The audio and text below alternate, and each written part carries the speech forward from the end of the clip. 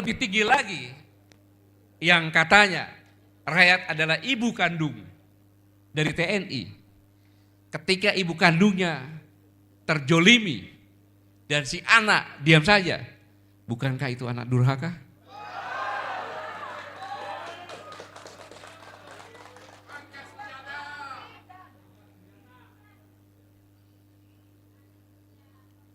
Saya mengingatkan saja bahwa TNI dan rakyat pada umumnya tadi sudah menyerahkan semuanya.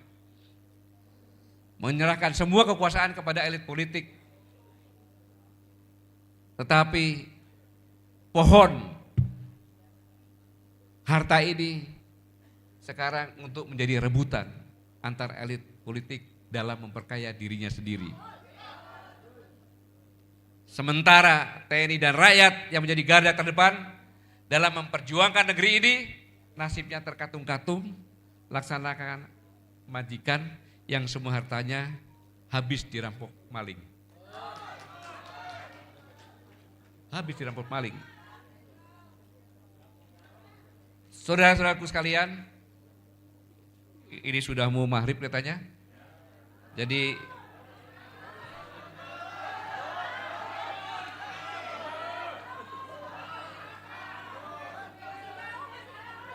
baik, saudara-saudara. Yang saya katakan kondisi politik sekarang ini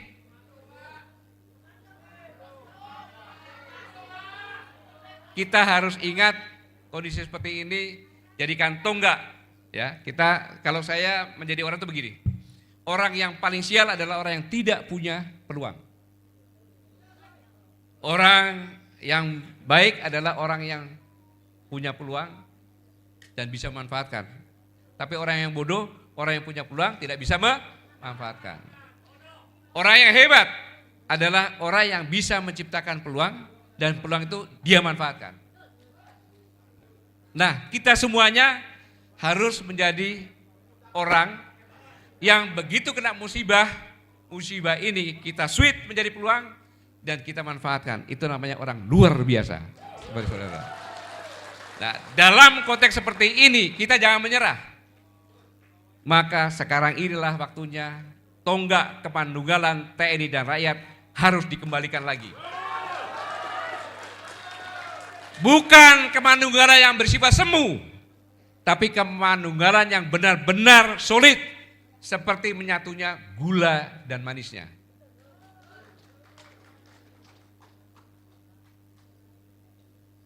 Serta bagaimana gigihnya membuat persatuan para pejuang yang saya ceritakan tadi menghadapi kolonial.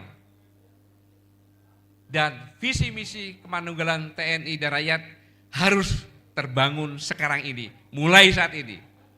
Yaitu demi untuk meluruskan serta menegakkan apa yang menjadi prinsip-prinsip demokrasi yang sudah banyak dikriminalisasi oleh narasi-narasi ambisi elit politik yang sama sekali tidak punya rasa tanggung jawab.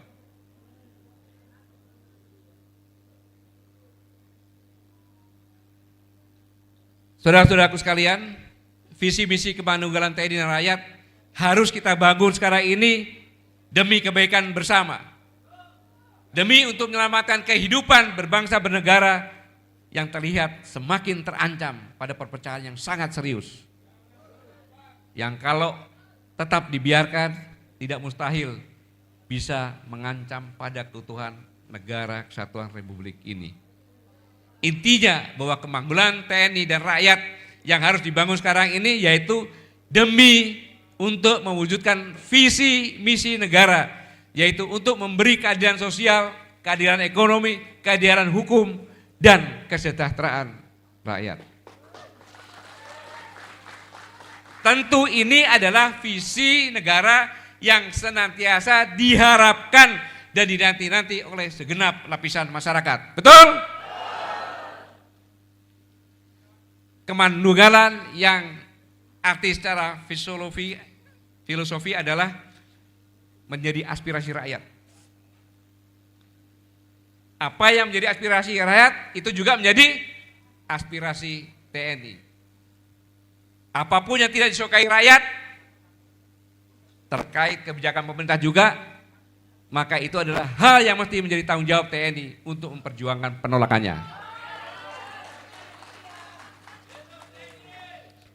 Ya, TNI dan rakyat gak bisa dipisahkan, dari sejarahnya memang seperti itu. Karena memang TNI tumbuh dari rakyat, rakyat yang berjuang.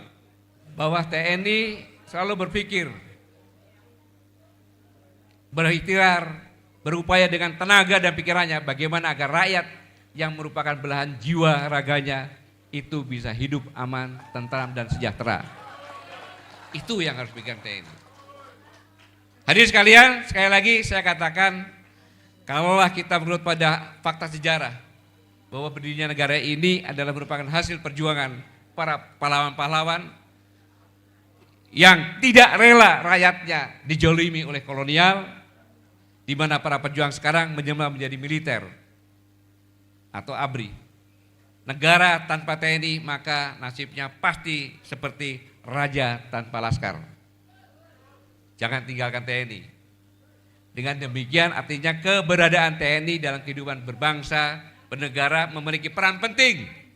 Bukannya sebagai penjaga kedaulatan negara, tetapi lebih dari itu, TNI memiliki tanggung jawab juga untuk memperkuat kedaulatan rakyat. Artinya TNI harus menjadi garda terdepan dalam membela dan memperjuangkan aspirasi rakyat yang senantiasa menuntut tentang keadilan sosial, keadilan ekonomi, keadilan hukum, dan pemerataan kesejahteraan. TNI harus menjadi garda terdepan dalam memperjuangkan hak-hak rakyat, hak-hak berserikat, hak-hak berpendapat. TNI harus menjadi garda terdepan dalam menghalau semua penindasan, kejaliman yang dilakukan oleh siapapun sekalipun penguasa. Pada prinsipnya, TNI persis sama dengan apa yang menjadi prinsip agamawan. Sama. Agamawan dengan berbagai ragam paham memiliki prinsip yang sama, yaitu tidak akan pernah berkompromi dengan semua bentuk perilaku penindasan dan kejaliman. Bahkan secara bahasa agamanya bahwa semua peragaman akan sangat mengharamkan pada semua bentuk perilaku yang berbau kriminalitas, intimidasi, ketidakadilan, penindasan yang bersifat kejaliman. Oleh karena itu sudah pasti akan sangat ironis sekali kalau ada tokoh agamawan yang malah mendukung dan atau membiarkan perilaku-perilaku kejaliman. Dan yang pasti akhirnya nanti terlihat abu-abu itu agama. Bahkan akhirnya pasti citra para tokoh agama akan menjadi pudar, laksana harumnya bunga yang berbaur dengan baunya bangkai babi. Dan kalau itu terjadi, maka pertanyaan akan bagaimana nasib bangsa ini. Kenapa saya katakan demikian? Karena peran agamawan dalam kehidupan berbangsa amatlah sangat-sangat penting. Oleh karena itu, intinya, sejatinya TNI dan para agamawan harus bersatu padu menjadi oposisi terdepan dalam menghadapi perilaku-perilaku penindasan kejoliman.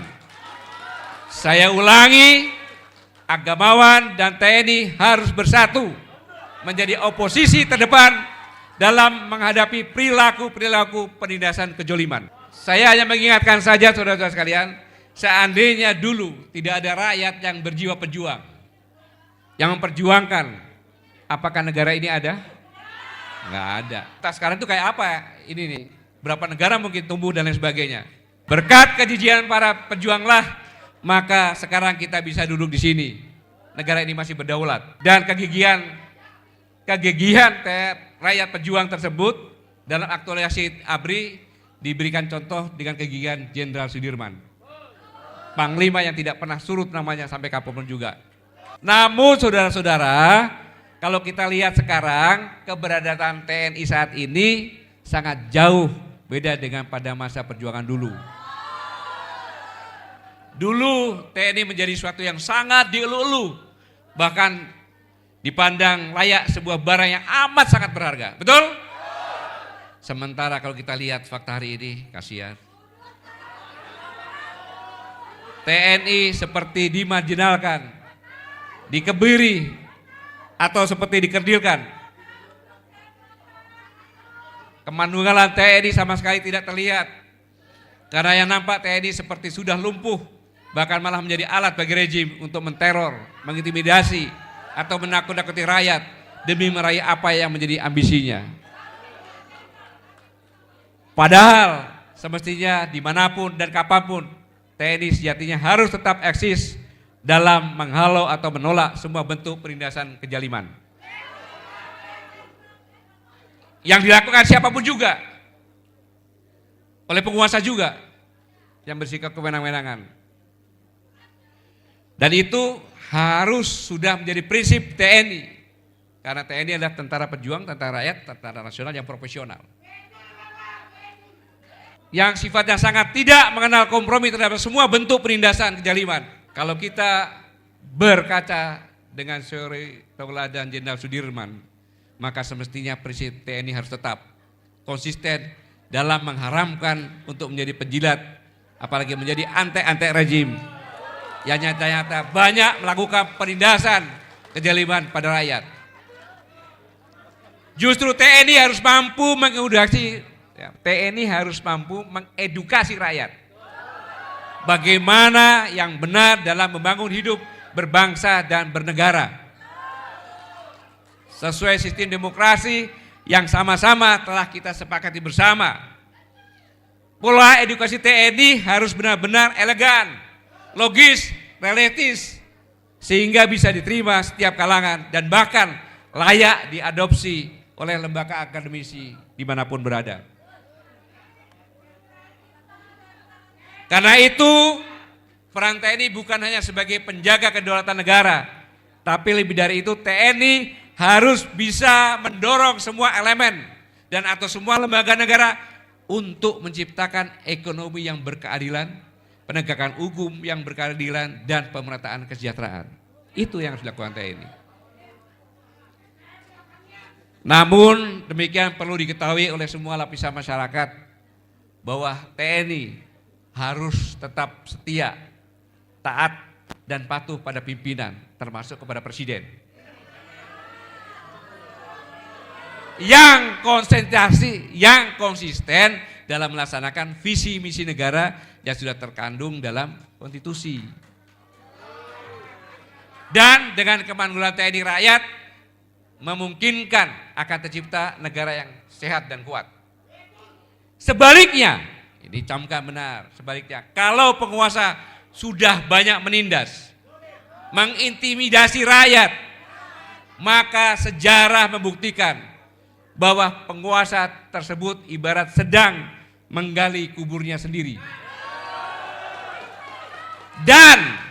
Dan secara hukum alam, bahwa sejarah banyak membuktikan sikap penguasa yang seperti itu pasti akan tumbang di tangan rakyat yang senantiasa di backup oleh militer.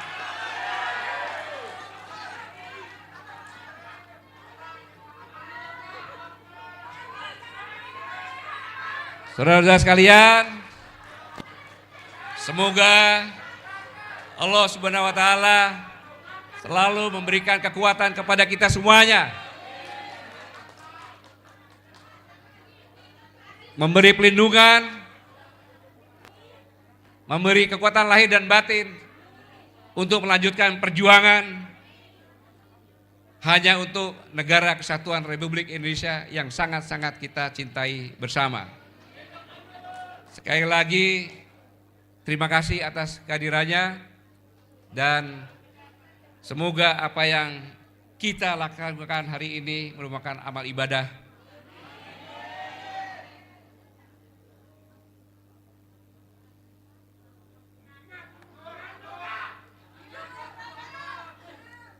Bumi Nusantara, surga indah di Katulistiwa.